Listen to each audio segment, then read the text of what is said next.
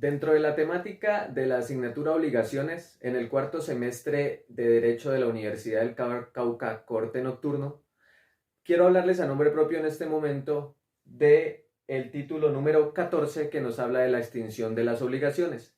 En su artículo número 1625, el Código Civil colombiano nos las va a enumerar. Número 1, solución o pago en efectivo. Número 2, novación, transacción. La número 4 es remisión, compensación, confusión. No quiero adentrarme mucho en estas porque mis compañeros de grupo van a explicarlas. A continuación, quiero hablar yo de lo que va a ser la solución o pago en efectivo, en compañía de mi compañera Caterine. Yo soy Hammer Castro y esta es la bienvenida para que te quedes a seguir viendo la explicación de esta temática. Continuaremos entonces hablando de la solución o pago en efectivo. Para ello, el Código Civil nos indica ciertas generalidades. En el artículo número 1626 nos va a dar la definición de lo que es pago efectivo o solución. ¿Qué es? Entonces es la prestación. El artículo número 1627 dice que está ceñido a la obligación. Concordando entonces estos dos artículos, podemos decir que en un negocio de compraventa donde Juan Carlos le compró a Daniela 20 cabezas de ganado tipo cebú que van a ser entregados el día 24 de diciembre del año 2024, ese día entonces Daniela no podrá entregar un tipo de semoviente diferente, por ejemplo, 20 caballos, aunque tengan igual o mayor valor del que ya se ha pactado en el negocio de compraventa. Así entonces el acreedor en este caso no tiene la obligación de recibir este tipo de pago. El artículo número 1628 nos habla de los pagos periódicos. Nos dice que, habiendo pagado 3 periodos consecutivos, se presume que los periodos anteriores también han sido pagados. En cuanto a los gastos, el artículo número 1629 nos dice que estos gastos que se puedan incurrir en el pago van a correr a causa del deudor. Entonces, si el deudor quiere enviar económicamente a pagar una deuda a Cali, lo cual le va a acarrear unos gastos en el envío, entonces el deudor va a tener que correr con esos gastos y la persona a la que le envía el dinero va a tener que recibir exactamente el dinero de la prestación. En nuestro ejemplo anterior vimos que Daniela no pudo pagar dicha obligación. Entonces, ¿podrá otra persona pagar por Daniela esta obligación? De eso nos habla el capítulo número 2, que nos dice acerca de quién puede pagar, quién puede realizar este pago. Nos da 3 opciones nuestro Código Civil que yo les voy a explicar aquí. Son 4, voy a dejar que ustedes retomen desde la tercera e investiguen de manera propia la número 4 para que se haga un poco más interactivo académicamente. Entonces, la primera pregunta es, ¿puede un tercero pagar? Sí, cualquier tercero puede pagar esta obligación, a no ser que cuente con el principio intuito persona, que quiere decir que el pago debe hacerse por únicamente la persona que realizó este acuerdo, ¿verdad? O la persona que está obligada, pues, en cada caso a cumplir. Ejemplo, yo hago canciones. Alguien me va a contratar para que le realice una canción con un tema en específico. Entonces, yo no puedo devengar o decir que esta obligación la va a responder mi primo, que también toca guitarra y hace canciones, ¿verdad? Tiene que tener las características esenciales de la persona por las que fue obligada, ¿verdad? Entonces, continuamos. La segunda pregunta es, ¿qué pasa si se paga sin consentimiento del deudor? Esta, al igual que, ¿qué pasa si se paga contra la voluntad del deudor? Ya sabemos que cualquiera puede pagar. Lo que nos van a decir estos últimos 2 artículos que están acá es que no podrá pedirse el reembolso de lo pagado al acreedor. ¿A quién debe hacerse el pago? El pago, según nuestro Código Civil, indica que la persona a la que se debe hacer el pago es el acreedor en sí mismo, o sus sucesores, en caso, por ejemplo, de una situación legal de una sucesión. También nos indica que las personas que estén designadas por la ley. en el caso, por ejemplo, de una persona incapaz legalmente por ser menor de edad. El artículo número 1637 nos da un listado de quiénes personas pueden ejercer esta función, en el caso, por ejemplo, de tutores, curadores o papás con sus hijos. En el caso de papás con sus hijos, entonces quiero comentarles que Juan Carlos, que tiene 35 años, tiene un hijo de 4 años que se llama Andrés. Andrés se vio beneficiado por una política del gobierno que le otorga un beneficio mensualmente económico para solventar y ayudar con su educación. El menor de edad en este caso no va a dar dinero, no va a tener una cuenta bancaria ni nada parecido donde va a recibir este dinero. Pero sus tutores legales en ese momento, sus padres, van a poder recibir este beneficio. Entonces, ¿a quién se le va a pagar esta obligación? Pues en este caso va a ser a sus tutores. ¿Dónde debe realizarse el pago de la obligación? El pago de la obligación debe realizarse, según el artículo 1645, en el lugar que se ha convenido. Si no se ha convenido, también el artículo siguiente nos da dos opciones de cómo resolver esta situación. La primera es que si es un cuerpo cierto, se hará el pago donde se constituyó la obligación en ese momento que estaba el cuerpo cierto. O en el caso de que no sea un cuerpo cierto, entonces se hará el pago en el domicilio del deudor. ¿Cómo debe hacerse el pago? El artículo número 1648 nos propone unas teorías para poder decir cómo se debe llevar a cabo el pago. Nos propone especie versus cuerpo cierto.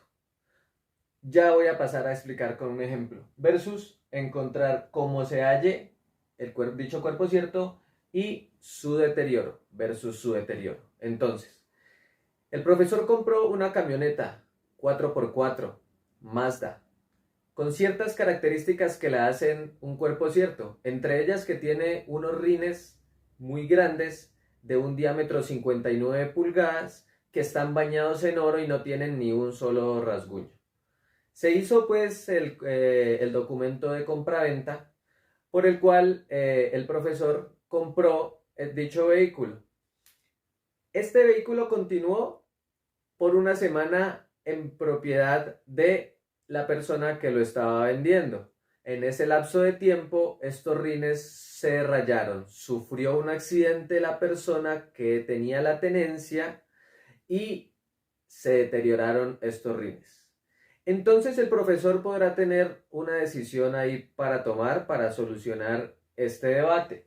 Y es recibir como especie este vehículo que cuenta con características muy similares, excepto con una de ellas que lo hacía un cuerpo cierto, que era los rines pues que estaban bañados en oro sin ningún solo rayón, ¿verdad? O exigir el cuerpo cierto como tal, ¿verdad? Entonces, si el profesor va a exigir recibirlo como especie, podrá proponer una indemnización por los perjuicios que el daño a este cuerpo cierto otorgó a el vehículo, ¿verdad? Seguiríamos entonces con lo que es la imputación de intereses al pago. Nuestro artículo número 1653 menciona que la imputación de intereses tiene que ver con que el pago se va a dar primeramente en un mutuo donde yo le pedí un préstamo a Bancolombia de 5 millones, por el cual voy a pagar de intereses 1.500.000 pesos en el lapso de un año. Esos 6.500.000 pesos que es mi obligación pagar, los pagos que yo voy a irle haciendo a este mutuo van a ir primeramente a los intereses, a excepción de lo que se haya pactado anteriormente con conveniencia del acreedor. Clasificación del pago. Bueno, el pago entonces tiene ciertas modalidades, entre ellas tenemos el pago por consignación, tenemos el pago por subrogación y tenemos el pago que se realiza por beneficio de competencia o también el de cesión de bienes. Cuando hablamos del pago por consignación estamos hablando entonces de específicamente el artículo 1656 del Código Civil colombiano que establece que El deudor podrá hacer al acreedor una consignación, ya sea de el bien, si se estipuló que se realice a través de un bien, y que puede ser en contra de la voluntad del acreedor, no necesariamente para que sea válido debe contar con que el acreedor lo, lo, lo apruebe, lo solicite. Debe cumplir, sí, ciertas condiciones para que éste sea válido. Entre ellas tenemos que el deudor debe tener la capacidad, pues, de realizar el pago. El acreedor tendrá esa misma capacidad de recibirlo y, pues si él ha nombrado un representante, que el representante pueda recibir este pago. Tiene como tercera condición, o no condición, sino en este caso como requisito, es que si se pactó un plazo o si se pactó una condición suspensiva para la realización del pago, esta ya debe haberse cumplido, tanto el plazo como la condición a la cual se sometió. Tenemos como siguiente requisito que el pago se debe realizar, si se pactó en algún lugar, en el lugar que se pactó debe realizarse. La siguiente condición que se deberá cumplir es que el deudor debe expresar ante el juez mediante un memorial la realización del pago. Si si ha corrido el tiempo y tiene intereses moratorios, dentro de ese memorial especificar que se está pagando con intereses moratorios, que si se pactó realizar el pago con un bien, este bien debe estar unificado, debe ser específico. Se deberá entonces así realizar una descripción del bien con el cual se realiza el pago. Y como último requisito es que este memorial debe darse traslado al acreedor. Vamos entonces a continuar con el pago por subrogación. Cuando estamos hablando del pago por subrogación, hacemos referencia a que el pago lo va a realizar una tercera persona. Realizar el pago del deudor al acreedor, es decir, se va a transmitir el crédito a una tercera parte. Mm, Cuando hablamos de subrogación, decimos que, bueno, que esta se puede realizar ya sea por convención o pues está estipulada ante la ley también. Entonces sí es una gran diferencia cuando hablamos de cesión de créditos, porque la cesión de créditos sí solamente se hace por convención. Pasando al tema del pago con beneficio de competencia, estamos hablando entonces de, bueno, este pago se le aplica para ciertos deudores que en caso de no contar con el suficiente capital para realizar el pago de lo debido, no podrán ser obligados a lo que pues humanamente puedan pagar, deben contar deben contar con un capital para su subsistencia, pero esto no quiere decir que no deberán, en cuanto ellos resuelvan su situación económica, deberán saldar lo que quede pendiente, ya sea por intereses moratorios o si les quedó faltando una parte mm, de estos dichos intereses. O sea que no va a extinguir inmediatamente la obligación, sino que simplemente cuando ya se encuentren económicamente estables, deberán continuar con lo establecido ya por ellos. Estaremos diciendo que en conclusión, en este pago, el deudor podrá pagar con lo que le es posible. Cuando hablamos de la cesión de bienes, estamos hablando entonces que en este caso el deudor le puede ceder al acreedor los derechos que éste tiene sobre bienes, por lo que el acreedor podrá beneficiarse de ellos de ellos o ya sea de su fruto. Es decir, el abandono voluntario de los bienes del deudor cedidos al acreedor. Tenemos ahora lo que es la dación en pago, que es adicionalmente pues otra manera que encontramos dentro de la clasificación. Y es que, bueno, la dación de pago de lo que trata es que el deudor, en caso de no contar con el dinero suficiente o no contar con la totalidad, no solamente con una parte, sino con la totalidad del bien, de lo que está deudando, podrá dar al acreedor un bien por otro. Es decir, o bueno, hablamos de un ejemplo, yo estoy debiendo actualmente, pongámosle 30 millones de pesos a Camila, a mi compañero Hammer, y entonces decido, como no cuento con el capital necesario, le voy a dar mi auto que está evaluado en un valor similar, con lo cual cubriría mi deuda y estaríamos extinguiéndola. Y damos continuidad pues al siguiente tema.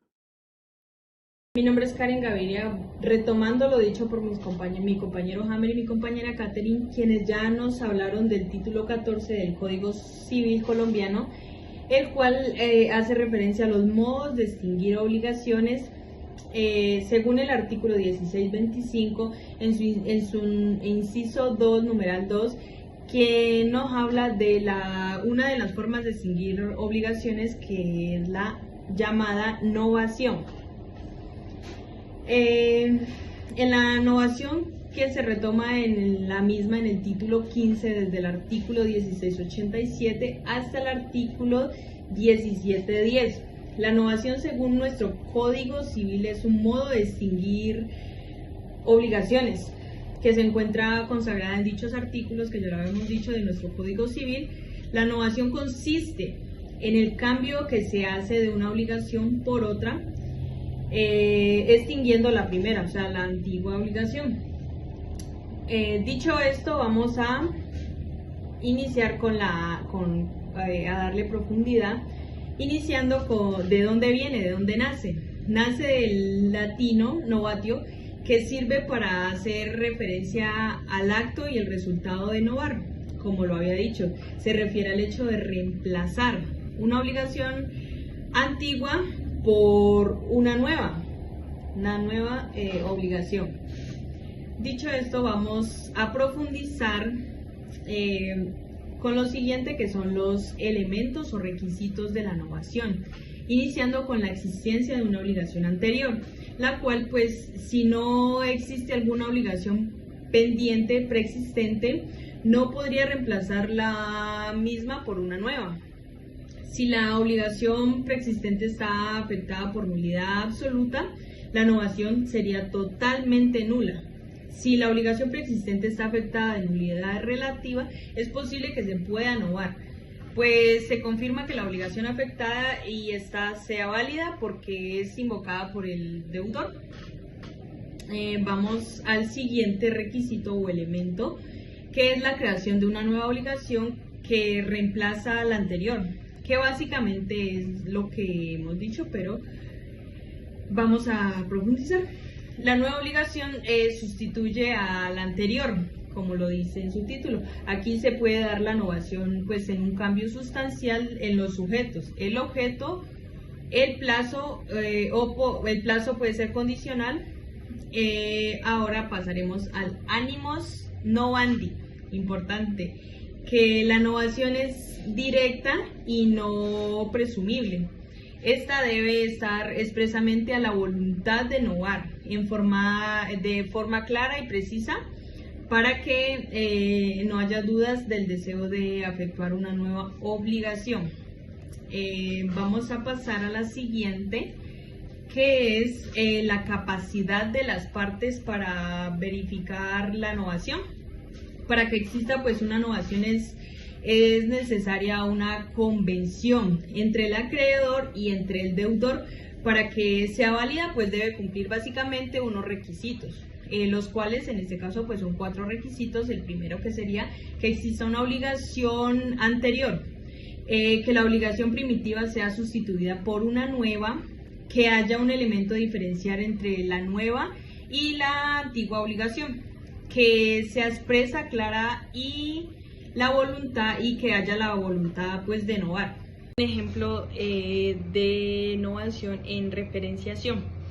Este tipo de operaciones pues suelen ser cuando el deudor que ha contraído un préstamo no es capaz de pagar las cuotas que debe satisfacer, de modo, en este caso vamos a colocar a un banco, una entidad financiera.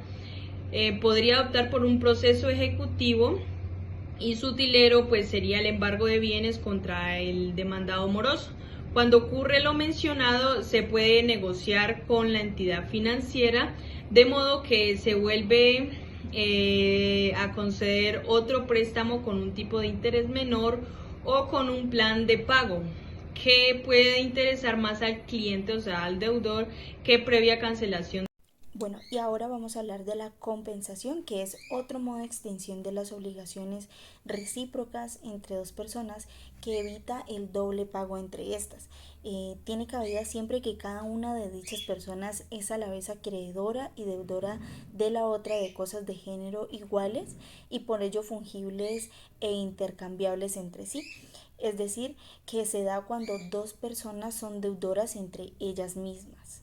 Ahora bien, en cuanto a la clasificación de la compensación, vamos a tener en cuenta que el Código Civil establece la compensación legal, pero existen otras tres clasificaciones: compensación convencional, compensación facultativa y compensación judicial. Vamos a ver lo que sería la compensación legal, que es aquella que opera por ministerio de la ley, aún sin mediación del consentimiento y conocimiento del acreedor y del deudor.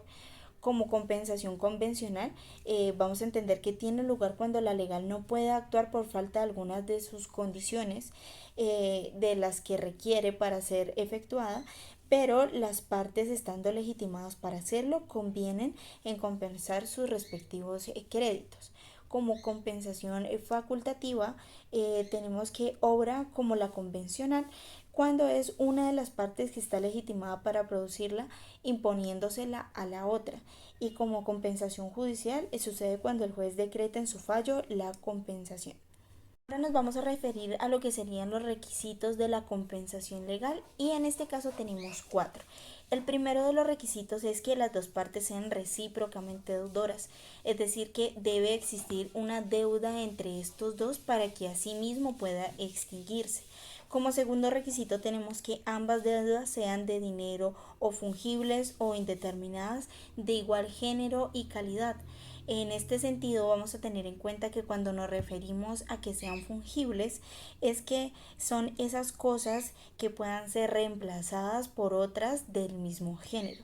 Como tercer requisito tenemos que las deudas objeto de compensación sean líquidas, y como cuarto requisito tenemos que las deudas a compensar sean exigibles, la obligación sea cierta y no esté sujeta a condición o a plazo suspensivo. Ahora que ya conocemos los requisitos de la compensación legal, vamos a hablar de sus efectos. Como primer efecto tenemos que ambas deudas se extinguen con la concurrencia de sus valores. Como segundo efecto vamos a mencionar que los elementos accesorios de cada obligación objeto de compensación también serán compensados, por lo tanto se van a extinguir. Como tercer efecto, la compensación interrumpe civilmente la prescripción del crédito del menor valor y de la parte compensada del mayor valor. Y como último efecto, vamos a tener en cuenta que cuando existen muchas deudas a compensar, deberá aplicarse lo dispuesto para la imputación del pago. Hola, mi nombre es Luis Javier Martínez y en esta oportunidad les voy a hablar sobre la confusión. De esta manera, pues la confusión es un modo de extinción de las obligaciones. Se hace por ministerio de la ley, es decir, que no es necesario hacer una declaración de voluntad de alguna de las partes para la extinción de la obligación.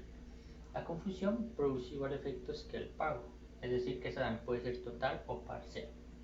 En nuestro Código Civil colombiano lo encontramos en el artículo 1724, el cual nos dice que la confusión se da cuando en una sola persona concurren las calidades de acreedor y deudor en una misma obligación. Para este caso vamos a profundizar un poco más sobre este concepto. La palabra confusión pues viene del latín confundere, que significa mezclar o reunir cosas diversas de modo que las unas se incorporen con las otras. Para entender mejor este tema, pues vamos a ver un ejemplo. La confusión pues se puede dar tanto en derechos personales como en reales. En este caso vamos a ver un ejemplo en el derecho personal. A le pide 1.000.000 de pesos a B. Acuerdan que lo va a devolver dentro de un año. Pasados 6 meses, B fallece. Resulta ser que B es el padre de A y A es el único hijo de B. En este caso, pues A hereda a mortis causa la creencia de la deuda por sucesión universal. De esta manera, pues la obligación se extingue porque hay una confusión en el rol inicial con el que empezó la obligación. Es decir, que en A se reúne la misma calidad de acreedor como deudor de esa deuda, lo que hace inútil cualquier intento de cobro coactivo de esa obligación, porque en A recae en sí mismo, tiene la facultad de hacer en la obligación. Bueno, ahora vamos a ver un ejemplo de confusión en un derecho penal. En este caso vamos a ver cómo se extingue una servidumbre por la confusión. Tenemos que A, dueño del predio A, colinda con el predio B de propiedad de B. Por sentencia judicial se logra establecer la servidumbre, pero pasados 5 años B decide venderle a A su predio. Se extingue la servidumbre porque en A se reúne de manera perfecta e irrevocable ambas propiedades. O sea, ambas propiedades pasan a estar en manos de un solo dueño, por lo que no es necesario seguir manteniendo la servidumbre, ya que pues, tanto el sujeto activo como pasivo van a recaer en la titularidad de A. De esta manera se extingue la servidumbre por confusión debido al traslado de propietario que hubo de ambos predios a manos de uno solo. Bueno, el artículo 1725 nos habla de los efectos de la confusión en la obligación principal y la fianza. Nos dice que la confusión en la obligación principal extingue la fianza, pero la confusión en la fianza no extingue la obligación principal. Para entender mejor este tema, vamos a hacer referencia al siguiente aforismo. Todo lo accesorio corre la suerte de lo principal. Por tanto, la confusión en la obligación extingue la obligación principal y todos sus accesorios, como por ejemplo el de la fianza, el de la hipoteca y el de las garantías mobiliarias. El artículo 1726 nos habla sobre la confusión parcial. Nos dice que si el concurso de las dos calidades se verifica solamente en una parte de la deuda, no habrá lugar a la confusión ni extinción de la deuda en su totalidad, sino solamente en esa parte. Es decir, que si el concurso de las dos calidades se da en una parte, solamente extinguirá la deuda en esa parte. Pero si las dos calidades quedan bajo la misma cabeza de una persona, la confusión aplica a la totalidad de la deuda. Bueno, el artículo 1727 nos va a hablar sobre la confusión en las obligaciones solidarias. Nos dice que si la confusión se da en uno o varios de los deudores y el acreedor, el deudor podrá repetir contra cada uno de sus codeudores por su parte o cuota de la deuda. Pero si la confusión se da en uno o varios de los acreedores y el deudor, el acreedor será obligado a reclamar a cada uno de sus coacreedores, solamente por su parte o cuota en el crédito. Para entender mejor este tema, vamos a ver unos ejemplos. A, B y C son dueños de una empresa en sociedad. Resulta que para poder hacer crecer la empresa necesitan un impulso económico, por lo que para lograr la expansión de su empresa, B le solicita a X 100 millones de pesos. X le dice que acepta mientras le hagan un contrato de mutuo y le firmen un pagaré solidario junto con A y C. Es decir, que A, B y C van a ser deudores solidarios y van a responder por la totalidad de la deuda. Resulta que ellos aceptan y X les dice que el 30 de mayo del 2025 deben pagar la obligación, es decir, dentro de un año. Aceptan el trato, llegan a ese acuerdo y en marzo del año 2025, faltándose 2 meses para hacerla exigible la deuda, X fallece. Resulta que X es el padre de B. B es el único hijo de X, por lo que B va a heredar a mortis causa todos los bienes de X, incluida la acreencia de la deuda. En este caso, para B se extinguiría la obligación debido a que en B van a recaer las calidades tanto de acreedor como deudor en la obligación. Pero no va a eximir de que B pueda repetir contra A y C solamente por la parte o cuota de la deuda, por ser sus codeudores en la obligación. Entonces tenemos que a C solamente le podrá exigir su nivel de cuota o participación en la deuda. C pidió 60 millones de pesos, solo le podrá exigir 60 millones de pesos, mientras que A solamente tendrá que pagar 10 millones de pesos, que fue su nivel de participación en la deuda. Y se extingue la deuda por confusión. Bueno, en el siguiente ejemplo vemos que A, B y C son acreedores de X por un valor de 60 millones de pesos. A, B y C son acreedores en igual porción en el crédito. En este caso también puede pasar que X decida comprarle el derecho de crédito a B, por lo que se extinguiría por confusión el crédito de B.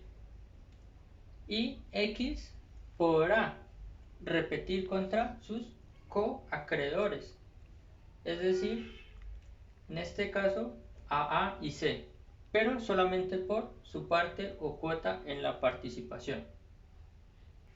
Estos fueron algunos modos de extinción de las obligaciones, entre otros. Hola, mucho gusto. Les habla Alejandro Rodríguez, de cuarto semestre de Derecho de la Universidad del Cauca. El día de hoy, como ya lo resaltaron mis compañeros, pues hablaremos sobre la extinción de las obligaciones, haciendo esta vez pues énfasis en la transacción. Esta la podemos visualizar en el artículo 2469, donde nos dice que la transacción pues es un contrato que las partes terminan extrajudicialmente un litigio pendiente o pues precaven un litigio eventual. Igualmente nos dice que no es transacción el acto que solo consiste en la renuncia de un derecho que no se disputa. En Colombia, pues la extinción de obligaciones por la transacción es un mecanismo pues jurídico contemplado en el Código Civil que nos permite a las partes involucradas en un conflicto o litigio, pues resolver sus diferencias y poner fin a las obligaciones mediante un acuerdo. La transacción pues funciona como un contrato en el que las partes pues hacen eh, concesiones recíprocas para evitar un litigio o poner fin a uno ya iniciado. Para que, para que la transacción pues sea válida, pues se deben de cumplir ciertos requisitos como por ejemplo pues la capacidad de las partes para transigir eh, un objeto lícito y la forma pues prescrita por la ley. En Colombia los requisitos legales para que una transacción pues sea válida se encuentra estipulada en el Código Civil y son los siguientes. Nos dice que como primera tenemos la capacidad de las partes, pues donde las partes o las personas transiguen, eh, que transiguen pues deben de tener la capacidad legal para tratar de disponer de los derechos eh, del objeto de la transacción. En segundo lugar, pues tenemos que sea un objeto lícito, pues la transacción debe versar sobre derechos que las partes pueden disponer libremente y pues no deben de haber, eh, pues no se deben de violar la ley y el orden público. Como tercera, pues tenemos el consentimiento libre y voluntario, pues las partes deben manifestar su acuerdo de manera libre y sin vicios del consentimiento, como por ejemplo inducidos al error, la fuerza y el dolo. La cuarta pues serían las formalidades, pues las formalidades son importantes, entonces nos dice que para la transacción pues debe cumplir con las formalidades legales que pueden incluir pues la necesidad de que se realice por escrito y pues en ciertos casos es más riguroso y se necesita que este pues se eleve a escritura pública. Como quinta tenemos que la solución es pues de diferencias obviamente, entonces la transacción pues debe tener como finalidad la prevención y la terminación de un litigio, como ya lo había nombrado anteriormente, resolviendo pues las diferentes eh, diferencias entre las partes. La sexta sería la reciprocidad de, pues, de concesiones, donde pues debe haber concesiones mutuas entre las partes. Cada uno pues debe, como parte, pues debe ceder en alguna medida en sus pretensiones iniciales. En Colombia podemos ver como algunos efectos jurídicos que tiene la transacción en nuestro ordenamiento colombiano. Entonces les voy a hablar sobre estos efectos jurídicos. La transacción pues tiene efectos jurídicos significativos, los cuales pues están contemplados en el Código Civil. Los principales efectos pues son la efectiva vinculación, donde nos dice que la transacción pues tiene fuerza de ley entre las partes y pues no puede ser revocada unilateralmente. Como segundo tenemos que tiene efecto de cosa juzgada, pues una vez realizada la transacción, esta adquiere efecto de cosa juzgada, impidiendo que las partes puedan volver a litigar sobre el mismo asunto. Ya tendría que ser un asunto distinto para poder acudir pues a la vía del ordenamiento jurídico. Como tercero, tenemos que tiene efectos resolutorios, donde la transacción pues resuelve las contradicciones que existen y pues extingue las obligaciones derivadas de la relación jurídica del objeto de la transacción. Como cuarta, tenemos que tiene efecto pues liberatorio, si bien la transacción pues se realiza para poner fin a un litigio como ya lo había nombrado anteriormente y pues libera a las partes de continuar en el proceso pues judicial.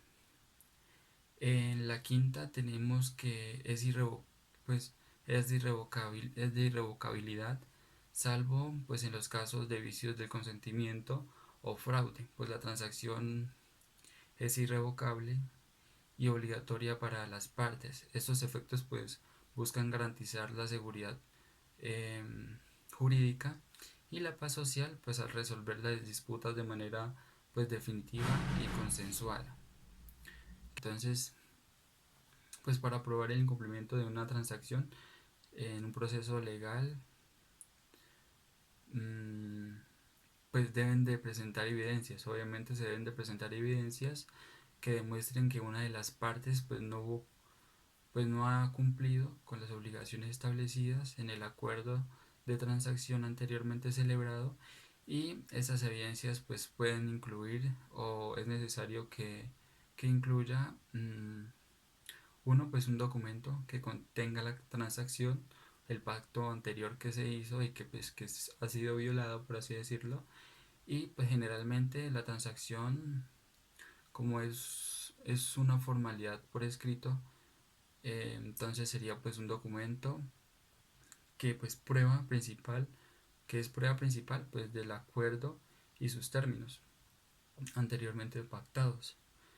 Como segunda pues tenemos que mm, pues hay comunicaciones entre las partes a veces, entonces esas comunicaciones a veces pueden haber sido por correos, por cartas, por mensajes de texto o cualquier otro pues medio de comunicación pues que evidencie el incumplimiento de los pues de las negociaciones previstas posteriores a la transacción. Entonces este nos sirve como método de prueba para en el proceso ejecutivo que se esté realizando por el incumplimiento, pues demostrar que en realidad pues la parte no cumplió con lo debido. Mm, por tercero, podríamos hablar de testimonios, pues declaraciones de testigos que puedan confirmar el incumplimiento de las circunstancias relacionadas con la transacción. Como cuarto, pues podríamos hablar de pruebas periciales. En algunos casos, pues pueden ser necesario un perito que evalúe pues aspectos técnicos o especializados pues relacionados con el cumplimiento del acuerdo. Eso pues más cuando se manejan temas pues más físicos y no como temas de contratos sujetos a dineros. Mm, Como quinto podremos tener entonces pues otros documentos, por así decirlo, como lo que son facturas, recibos, transferencias bancarias o cualquier otro documento pues que nos puede mostrar que una de las partes pues no ha realizado el acuerdo y pues nos ayuda a probar ese tema del incumplimiento. La parte pues que alega el incumplimiento tiene la carga de la prueba y pues debe convencer al juez eh, que el incumplimiento pues ha ocurrido para que se tomen las medidas legales correspondientes. En algunos casos, como en la transacción de bienes de inmuebles o derechos reales sobre estos, se requiere pues que la transacción se formalice mediante escritura pública. Es fundamental pues que ésta se formalice mediante la escritura pública y se escriba pues en el registro de instrumentos públicos para que tenga pues efectos frente a terceros. Les voy a dar como tres ejemplos básicos y prácticos eh, que nos pueden ayudar como a identificar dónde podemos realizar pues una transacción eh, judicial. Entonces, como ejemplo uno, pues tenemos, digamos, a dos vecinos A y B donde tienen un conflicto por el límite de sus propiedades y pues deciden realizar una transacción pues para establecer claramente las líneas divisorias. Esto suele pasar bastante. Entonces, mediante ese contrato de esa transacción que se realiza, pues se acuerda y las partes van a disminuir, digamos, por así decirlo, sus pretensiones, dado que una se puede acordar con la otra y puedan pues realizar pues por medida consensuada el tema de aclarar la línea divisoria de sus predios. Como ejemplo 2 tenemos que de pronto pues eh, una empresa distribuidora con su proveedor, bueno, sí, una empresa y su proveedor pues tienen una disputa sobre pues la calidad de sus productos entregados y pues acuerdan una transacción donde la empresa pues paga un monto reducido y el proveedor pues acepta la devolución de sus productos. De pronto que a veces hay como disputas en que pues si bien la empresa se compromete, el proveedor se compromete a entregarle todo, pero pues la empresa también tiene como ese derecho de darle la devolución de sus productos pues que ya son perecederos o así, pero pues eso también se fija en un contrato como tal. Es como digamos cuando hay formalidades que pues que le faltó al contrato inicial, entonces mediante la transacción pues se va a regular ese tema. Em, un tercer ejemplo puede ser pues un arrendador y un arrendatario donde tienen diferencias pues por las cláusulas del contrato de arrendamiento y pues llegan a un acuerdo transaccional mediante pues obviamente acuerdo mutuo pues para modificar la cláusula y que de pronto causa problemas de uno ya sea del arrendatario o el arrendador y pues puedan evitar problemas futuros. Mm, Pues nada, yo creo que con eso me despido y pues les doy las gracias por ver este material audiovisual respecto de algunas formas de la existencia de la extinción de las obligaciones y espero que sea de gran ayuda para sus conocimientos en el derecho civil y eh, muchas gracias, espero que en otro momento pues podamos ahondar un poco más en este tema y espero que en realidad este material pues sea de gran ayuda para aclarar un poco sobre la extinción de las obligaciones. Muchas gracias.